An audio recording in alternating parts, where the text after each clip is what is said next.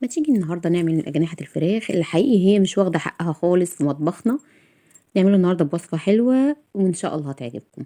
أنا طبعا مقطعاها كده، قطع الجناح لنصين، وطبعا الحتة اللي بتبقى على الطرف دي بتبقى زفرة فبتترمي بصراحة يعني. بس أنا غسلها كويس قوي ومنضفاها وما فيهاش أي حاجة زي الفل. يلا نقوم بسم الله بقى ونشوف هنعمل ايه. أنا عندي هنا فلفل و5 حبات من الطماطم وحبتين من البصل و3 فصوص من الثوم مش اكتر. عندي بقى في الكبه، طبعا انت ممكن تعمليه كده على ايدك يعني مش شرط الكبه. انا هفرمهم، عايزاه يبقى مجروش، مش عايزاه يبقى ناعم قوي ولا انه يبقى خشن قوي، يبقى مجروش كده شويه يعني. بس 5 حبات من الطماطم، حبتين من البصل، فلفل سبايسي او رومي زي ما انت حابه، وممكن كمان الوان. بس افرمهم في الكبه عندي ونرجع نشوف هنعمل ايه. بس كده انا فرمتهم اهو بالظبط كده زي ما انا عايزه، شايفينهم مش ناعم قوي بالظبط كده. بس نشوف بقى البهارات اللي هننزلها. بجد يا بنات الوصفه فعلا ريحتها حلوه جدا، يعني جوعت الولاد وهم ايه من الريحه بس وهي في البوتاجاز. بس انا عندي بقى البهارات، طبعا ملح، فلفل اسود، عندي كمان بهارات فراخ، عندي توم باودر، بصل باودر، وعندي سنة من القرفة، سنة بابريكا. يبقى ملح، فلفل اسود، بهارات فراخ، توم باودر، بصل باودر، وسنة بابريكا، وسنة قرفة. عندي كمان معلقة من دبس الرمان، معلقة واحدة بس، وعندي معلقتين من الزيت عشان بس يدوهم لمعة كده. بس كده هقلب التتبيلة دي بقى كده مع بعضها كويس قوي في الخضار.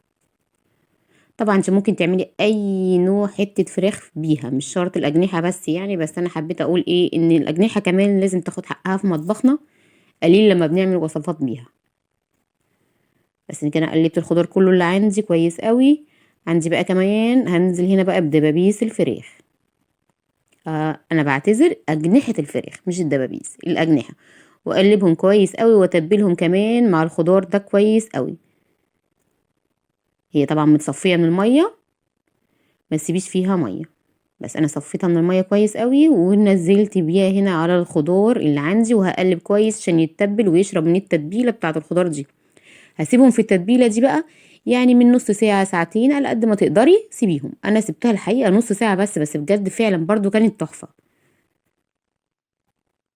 هقلبها كويس قوي في الخضار ده واسيبهم يتبلوا، اقل حاجة هسيبها نص ساعة، اغطي واشيلها في التلاجة.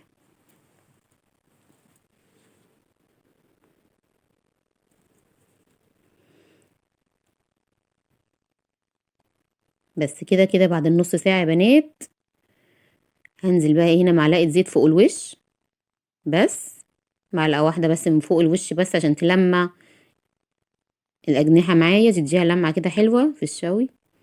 وهنزل كمان بنص معلقة من فلفل اسود فوق الوش، نص معلقة صغيرة رشة فلفل اسود، لو مش حباها استبعديها من فوق الوش بس كده. وهنزل وهغطيها بورق فويل واحطها في الفرن عالي من تحت على الشبكة تحت لمدة 10 دقايق. بعد كده هشيل ورقة الفويل واسيبها كمان ربع ساعة تحت الشواية لغاية ما تاخد لون الشوي.